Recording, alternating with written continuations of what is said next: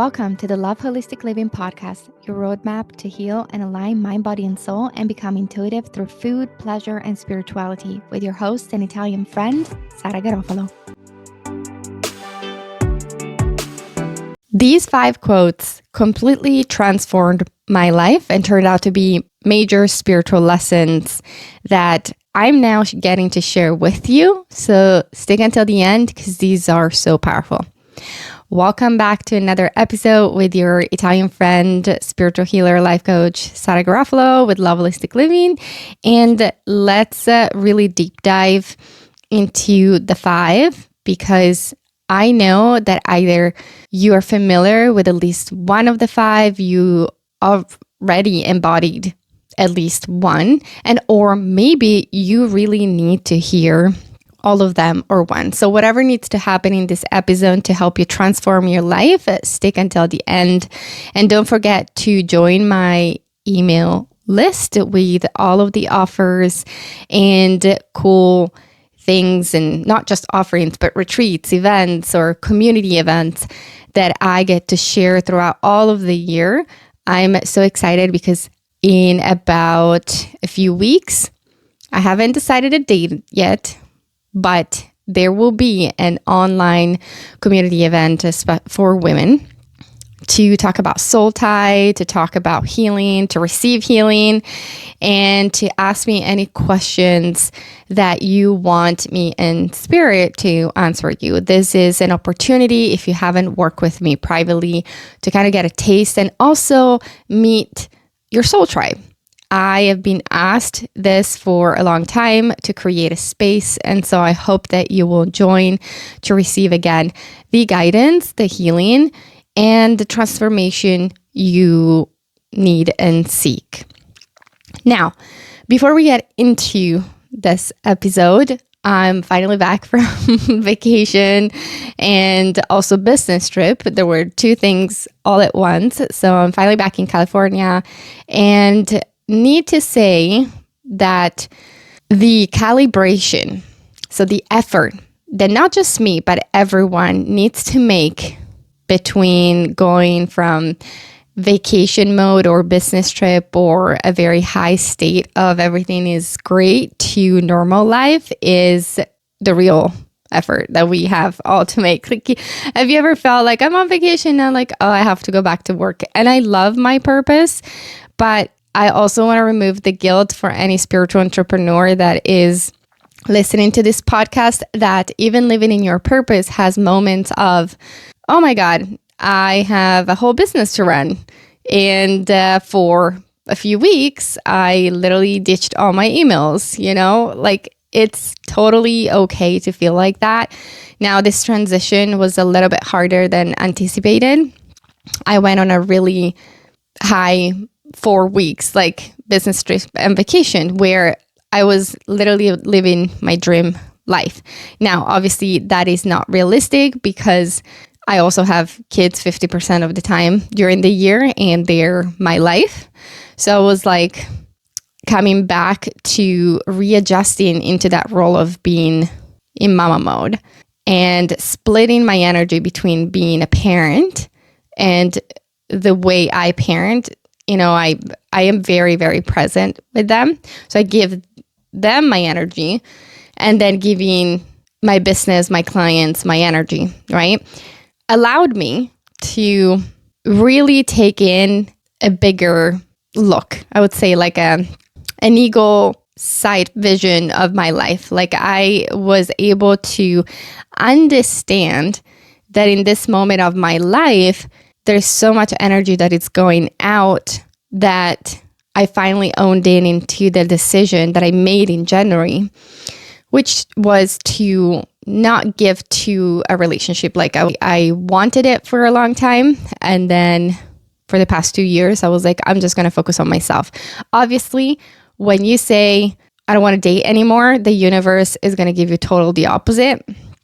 And I've had a lot of opportunities, and recently I came back to myself again after this transition this summer, realizing that is a choice that I'm willing to make because I there's no space. So if you're finding yourself in the same boat of like, I want a relationship, but I also don't have the space for it, just remove that guilt of it has to happen right now. And I wanted to share that personal insight because I know some of you may really want love. Yet, if you're building something and your energy is going out, is about giving to others right now for the purpose of building a business, like giving to your clients or as a parent, then you may not have the energy to build something else, aka a relationship. Or if your priority is, I want a relationship and I'm a parent and I have those clients too, then I tell them, then you don't have the energy to build a business. Sometimes you have to pick and choose until there is that moment of more equilibrium in your life, and then you can add something else, but you have to make that conscious choice. Besides that, let's go into the 5 lessons. And the first one, I'm going to start with the first one, which is the reason why you entered their life is because you taught them unconditional love. And the reason why they entered your life is because they taught you self-love. This is something that I also shared on my Instagram post and reels many times. It's something that I never understood fully. I never embodied that until, again, this past couple of years when I realized and transformed the thought in my mind of why didn't they choose me? So, and that thought process, remember, starts from the wounded ego self. So you're coming from that victim mentality, or they're not choosing me, not realizing that 1 is part of the divine plan. 2, you had a lesson you had to learn as well. And 3, they were not the right person. So once you understand that, you can embody really the fact that 1, you had to learn that lesson. Maybe you attracted those partners every time because you needed to learn to love yourself more. And they were just that mirror of lack of self-love, lack of self-worth.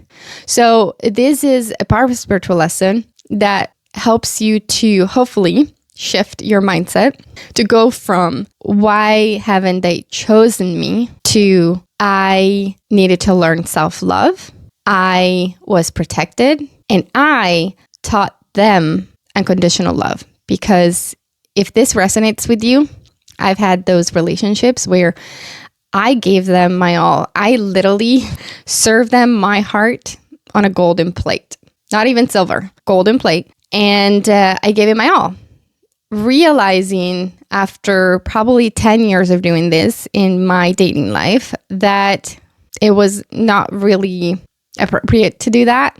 And you don't do that to everyone. Like, they need to earn your love. Men, they're hunters by nature. And it's about hunting. It's about that value of really proving themselves to you to gain that love and affection. And once I understood that, things started to change in my life. But we're not going to get into this. The purpose of this quote and spiritual lesson is realize that you were teaching them unconditional love, something that they maybe needed to receive because maybe they were conditionally loved. And I have clients, myself included, but in the past, that attracted this maybe narcissists or wounded men with narcissistic traits or men with addiction problems. And they were like, what's wrong with me? And I'm like, okay, definitely there is something that we need to work on around your wound center of not feeling enough and choosing to constantly save partners.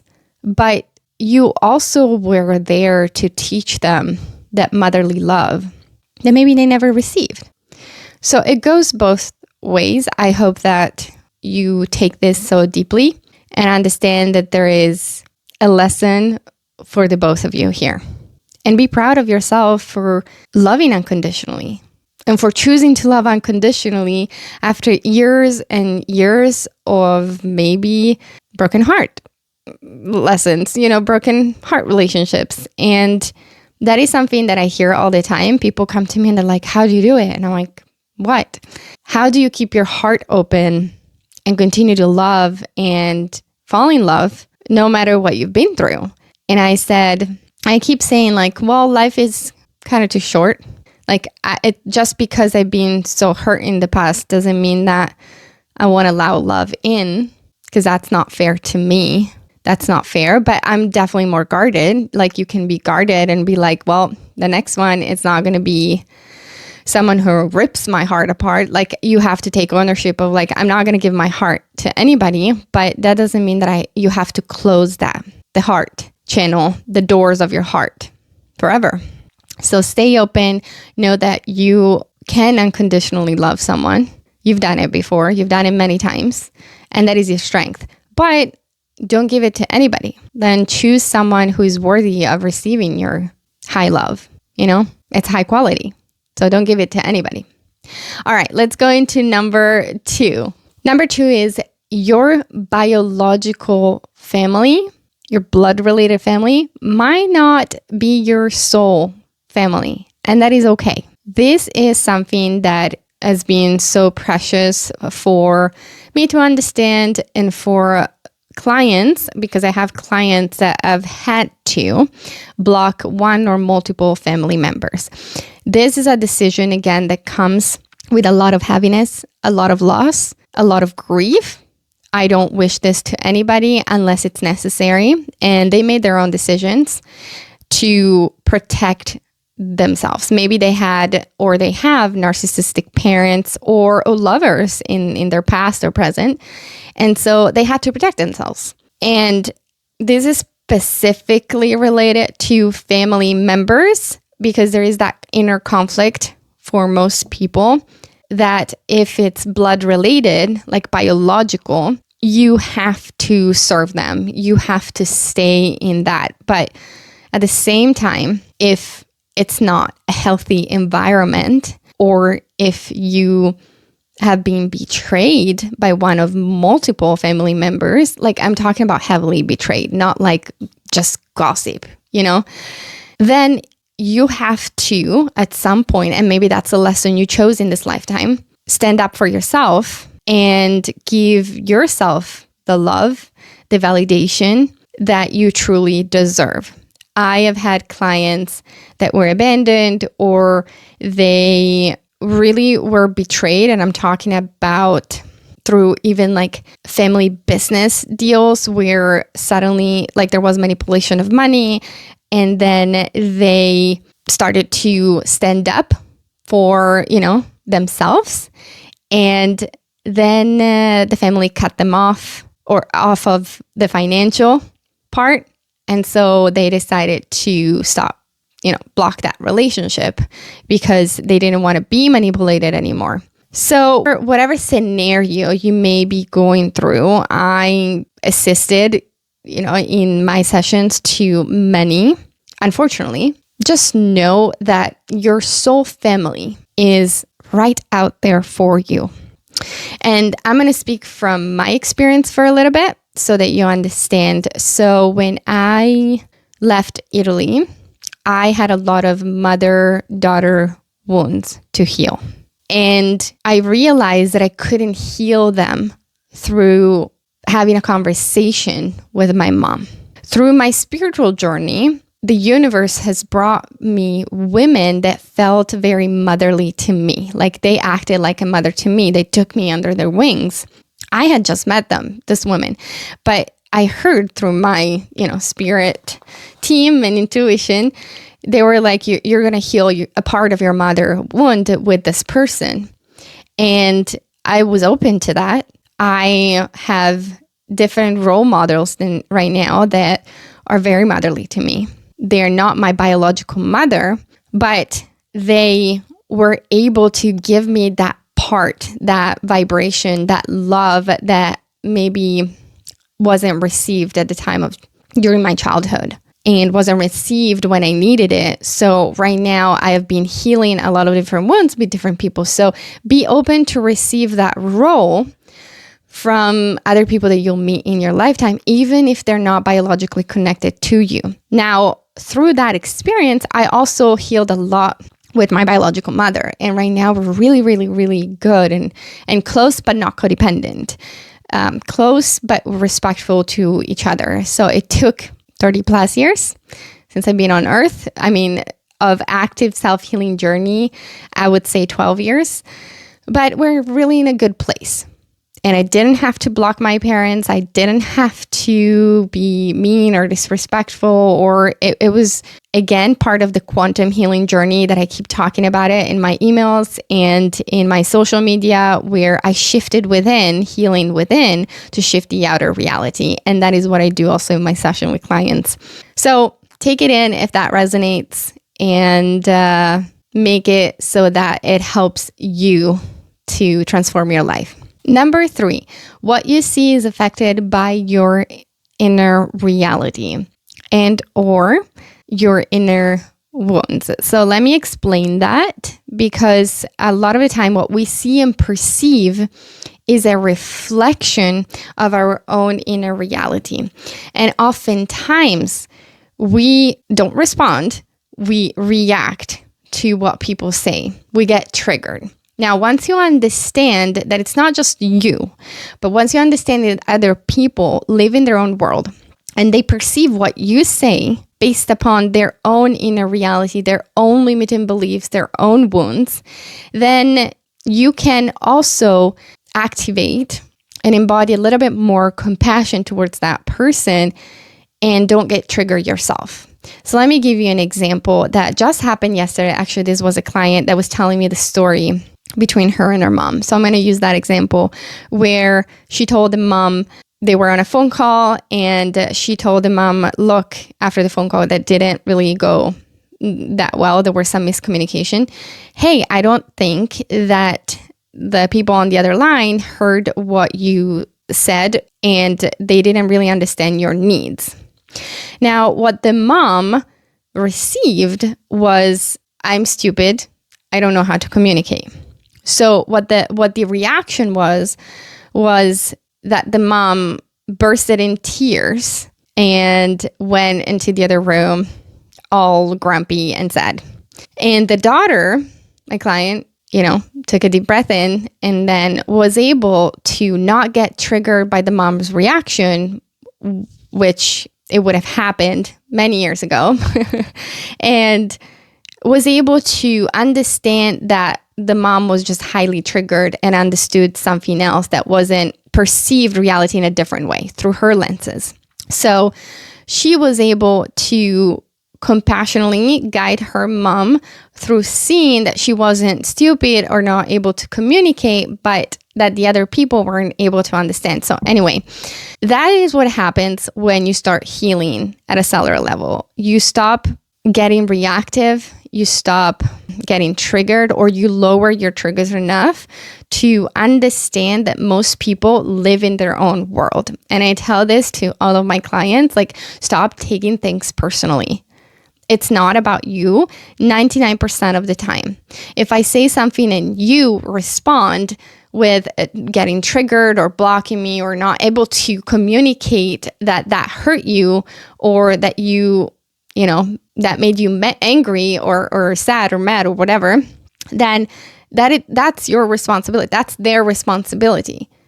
They need to communicate, look, and the best way to do this is, okay, I heard you said this, and this is what I heard in my head. Can you clarify that? And then the other person can say, no, actually, that's not what I meant. What I actually was trying to say is, right? So I've learned that technique many years ago when I was helping, honestly, my kids communicate better. So I was helping them voice their emotions, and I realized that I needed that healing myself. And through inner work, obviously lowered a lot of my triggers so that I'm not reacting, but I can hold this space for the other person and become a healthy mirror, like a mirror that will help them to maybe learn to communicate better, see what they need to adjust, see what they can learn, and also maybe I need to learn myself. So learn to detach and learn to look at people through those lenses, through the fact that we are own living in our inner reality, and what we see, what we perceive might not be actually what someone else sees or perceives. Perfect. All right. So let's go into number 4, which is some losses set us free. And I think this goes back to number 2, but it can go also beyond number 2. Like some losses, don't be ever afraid to lose someone. Like some losses may set yourself free.